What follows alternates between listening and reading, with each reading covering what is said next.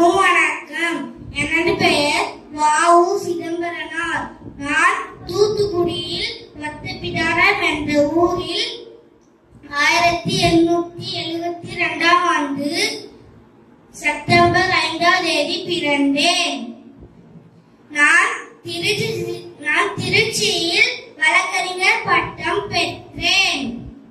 ஆங்கிலேயரை எதிர்த்து தமிழ் மண்ணில் முதலில் சுதேசி கப்பலோட்டியரால் கப்பலோட்டிய தமிழன் என்று போற்றப்பட்டேன்.